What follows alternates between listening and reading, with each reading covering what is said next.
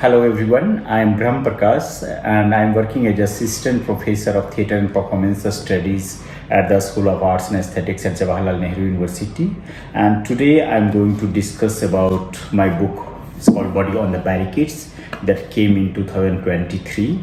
And just to give you an idea about that, what is this book about, because this is not an academic book that I have planned. In fact, this book was not planned in that way. This came out of the blue.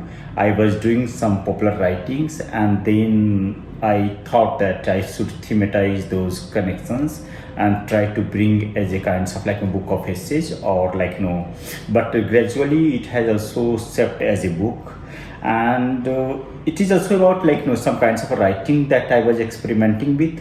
So one way of saying is that of course the book discusses about that whole contemporary kinds of context in which like art and freedoms are coming under some kinds of curtailment, but it is also about, I will say, force of writing that does something in terms of my own thinking, because the book, the way like the book unfolds more about modes of writing that I captures, and this mode of writing gives me some kinds of like I will say liberatory kinds of a space to write about, to think about, and something that I have never planned. I was not knowing that I have this like a potential of writing, so it came with this some kinds of popular writing. So book largely discuss about like very extreme conditions in which like art and cultures are facing enormous crisis. And also, so it has like around 8 chapters. Each chapters like try to capture some kinds of event and through the figurations that happened during the COVID time.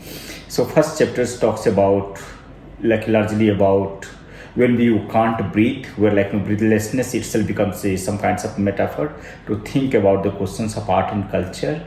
And in this book, I'm not necessarily talking about theater and performance per se, but I'm using theater topography to talk about the issues that were unfolding in front of us. So whether we were talking about like crisis during the time of COVID-19 or crisis that unfolded after anti-CAA NRC protest. Also it discusses about like farmers protest and many other things that has unfolded in our contemporary time. So it's called Body on the Barricades, Life, Art and Resistance in Contemporary India. And then so it was also my attempt to how to not to write only through like some kinds of meditation, but how to also center the body, where body can also write. And I think there was a whole comment like book discussion that unfolded in Patna, where like one commentator made a very interesting remark that I was writing as I was gasping. So it's like writing from the moment of gasping. So is there a possibility to write something through the bodies and from the kinds of very gutsy response, because we are also witnessing very gutsy kinds of politics. So crisis for me was that like of course one can provide data, one can provide some kinds of facts, but I think if we are really facing epic tragedy, epic crisis, then it also needs epic kinds of response, and how one is going to provide that epic kinds of response, that becomes one of the major challenge for this book. And this is what I have tried to experiment in my own ways. And so the way I can see it, it is not a very like original writing in that sense. It is about like curating something, curating pieces of work together. You are trying to bring something from the limits of writing itself.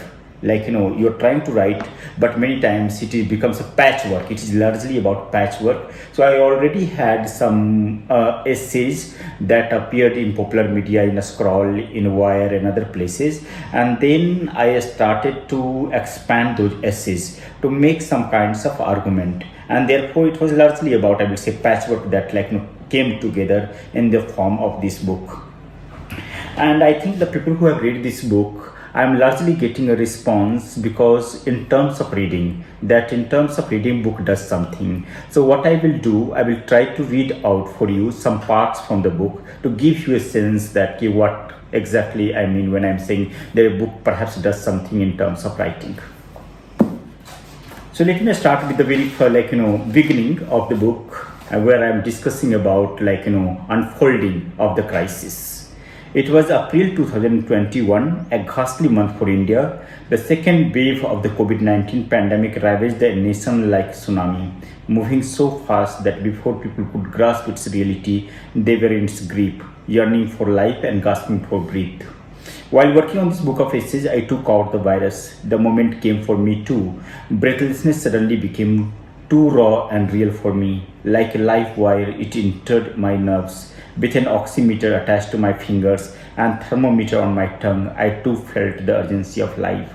Moments turns into events when you start counting every breath. You count the heartbeat, you count your pulsating veins, you count blood vessels and bones, you become vigilante of your own body. You never know when lungs and bones can turn white or black, when blood will turn into water and disappear from the body like a vapor. You keep checking if the skin is changing its color. Devoured by the virus, you check that your eyes are not turning black, you still see, you still think, you still register, you still resist. And this was also the moment when we were getting a lot of very passive kinds of comment or passivity. There was a passivity of thinking, so we were thinking, and therefore I was also trying to attempt or excavate some idea of the hope that how, because I don't think that without hope we can think about any transformative politics. And one way that I have made this remark many places, but again to repeat that remark, I don't think we have privileges not to have hope. We necessarily have to have hope to think about some kinds of either resistance or some kinds of intervention in a longer run. So to put in more summarized way, Body on the Barricade is a book of essays on the curtailment of life, art and freedom in contemporary India. It is about a situation that stands at the edge, one stands at the margin. It also shows how politics and aesthetics are coming to a corporeal level, entering our psyche, playing out on our bodies and mind on everyday basis. We start thinking from the barricades in a situation of extreme vulnerability. It is the situation in which we enter the state as a state of we can't return. We can't yield anymore. And that is the questions largely book asks, that what happens, is there a possibility to think in a very extreme conditions, like when you are pushed to the barricades, when you are pushed to the limits, when you think that there is no way out.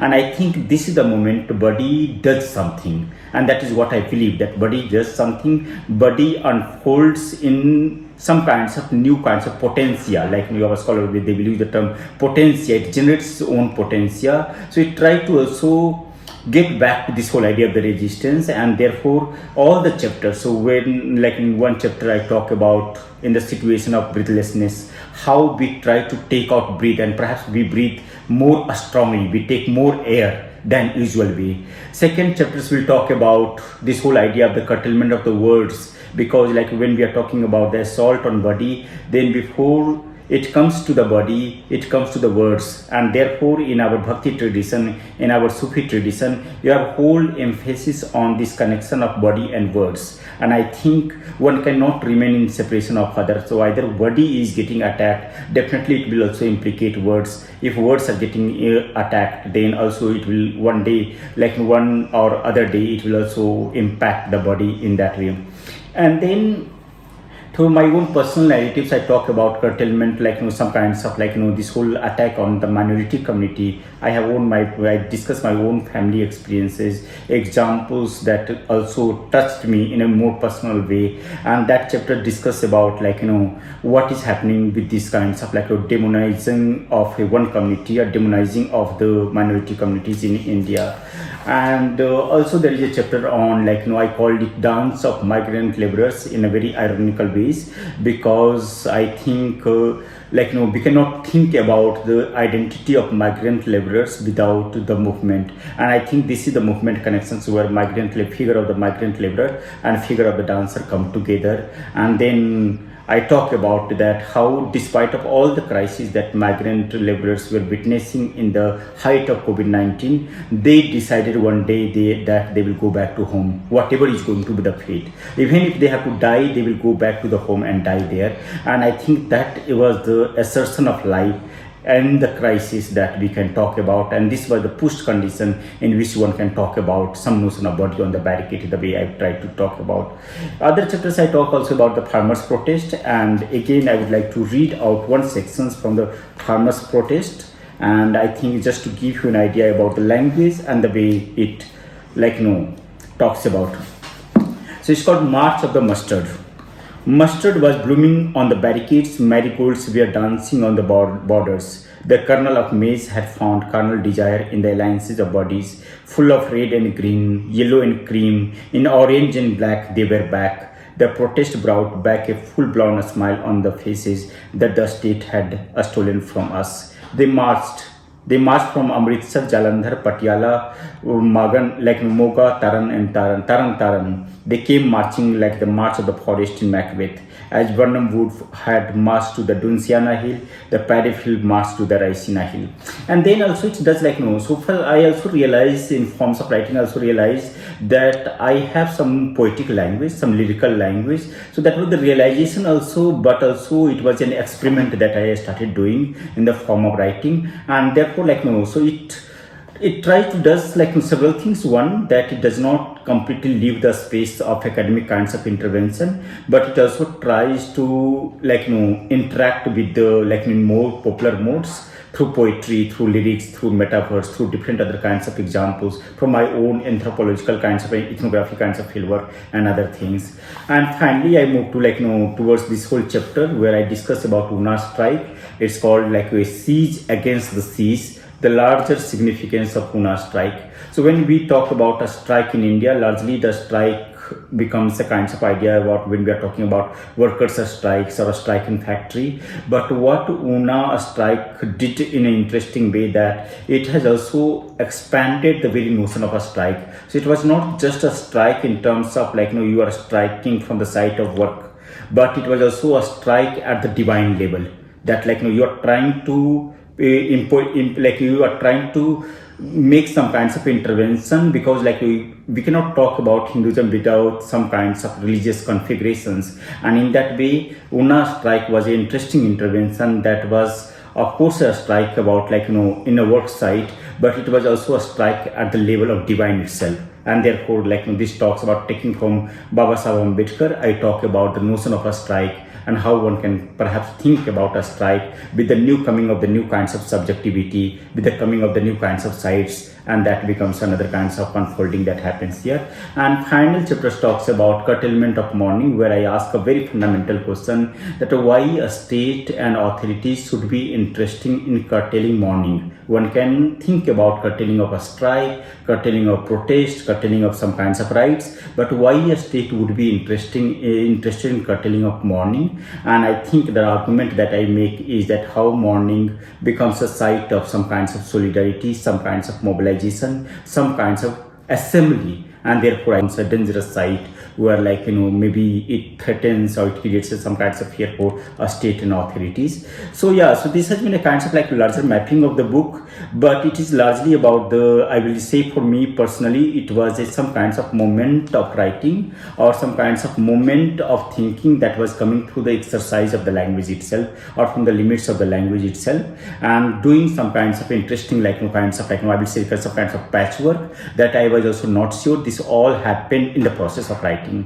So so that was the I think it would be a great idea to read it, and then we can have maybe more conversation on this book or on this series of essays that I have done as a part of Body on the Barricades. Thank you.